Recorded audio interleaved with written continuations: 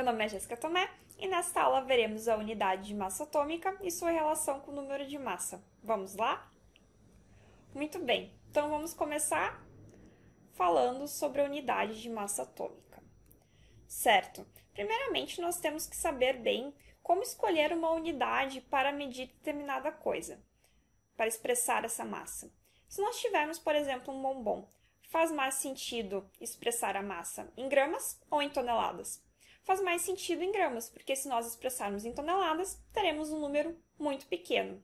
Se nós tivermos um navio, faz mais sentido expressar essa massa em toneladas ou em gramas? Faz mais sentido em toneladas, porque se expressarmos em gramas, teremos um número muito grande. Da mesma forma, temos que fazer essa análise com o átomo. Faz mais sentido expressar a massa do átomo em gramas ou numa outra unidade de massa que seja menor? Não faz sentido expressar em gramas, porque seria um número muito pequeno. Ou seja, grama é uma unidade muito grande para a escala atômica. Certo? E para resolver este problema, foi desenvolvido no final do século XIX um equipamento chamado espectrômetro de massa. Como é que ele funciona? Ele vai pegar uma unidade padrão de massa e vai assim medir, comparando com ela, a massa de átomos, de moléculas, de íons. Só que qual que é essa unidade padrão? Ela é chamada de unidade de massa atômica, ou U.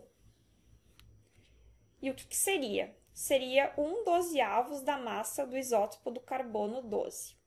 Certo, é um pouco complicada essa definição. Vamos ir por partes. Primeiramente, temos que saber o conceito de número de massa. O que é um número de massa? Ele vai ser a soma dos prótons e dos nêutrons de um átomo. Certo, o que são isótopos? São átomos de um mesmo elemento, só que eles vão ter número de massas diferentes. Então, vamos ver aqui os isótopos do carbono. Nós temos o carbono 12 e o carbono 14.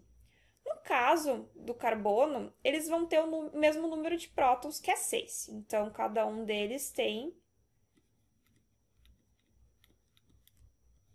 6 prótons. Só que o número de nêutrons vai ser diferente.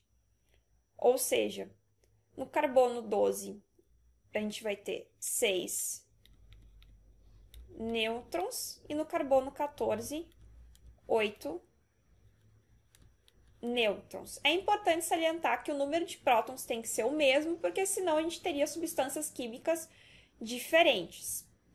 Então, com isso, nós temos dois isótopos com número de massa diferente. Por questão de complexidade do equipamento, foi estabelecido que o isótopo de carbono 12 seria o mais adequado para utilizar como unidade padrão. E o que vai ser essa unidade padrão? 1/12 da massa desse isótopo. Imagine o seguinte, que a gente tem um átomo desse carbono 12. Se nós dividirmos ele em 12 partes iguais, a unidade de massa atômica vai ser referente à massa de uma parte, de uma unidade dessas 12. Então, nós sabemos agora qual o conceito de unidade de massa atômica.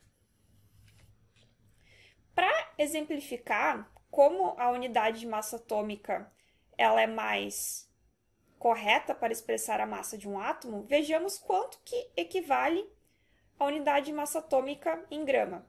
Vale aproximadamente 1,66 vezes 10 na menos 24 grama. Ou seja, um número muito pequeno.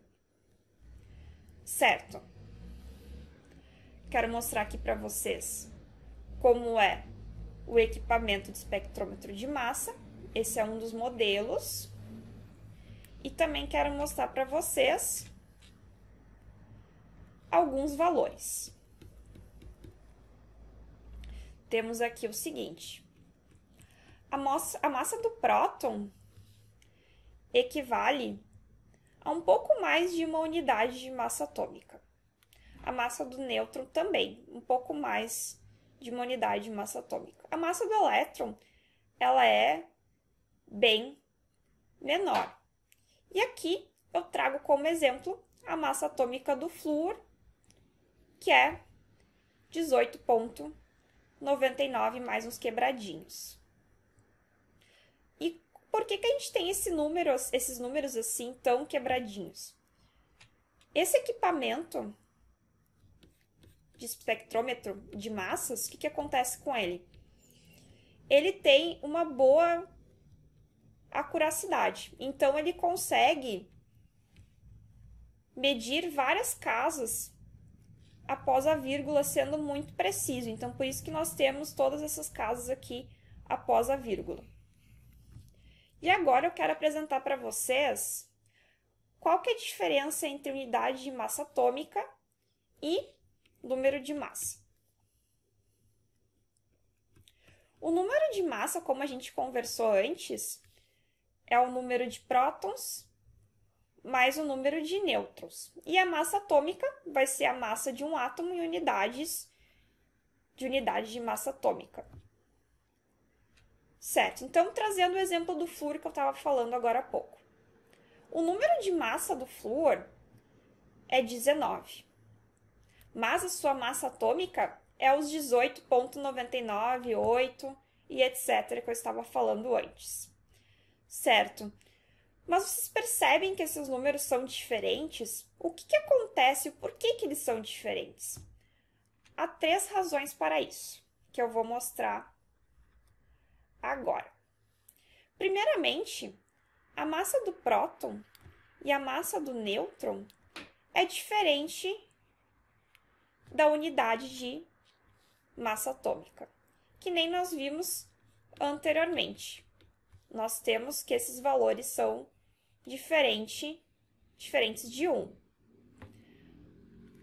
O segundo motivo é a contribuição da massa dos elétrons. O que vai acontecer?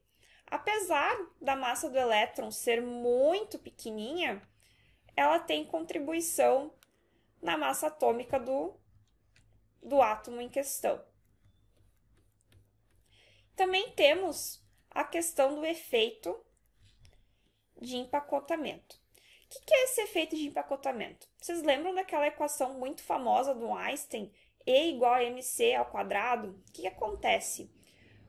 Um nêutron e um próton separadamente, se nós somarmos a massa deles, vai ser a soma desses valores aqui.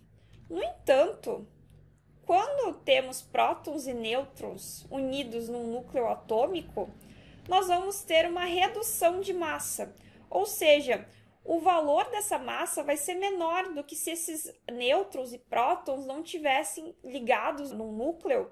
Então, o que acontece? No núcleo, quando nós temos prótons e nêutrons ligados, nós temos uma redução de massa. E essa redução de massa equivale a essa transformação de massa em energia de ligação do núcleo. Por isso, nós temos essa diferença de massa, do número de massa e da massa atômica. Espero que tenham gostado. Curtam, deixem seu comentário, se inscrevam no canal. Bons estudos e até mais!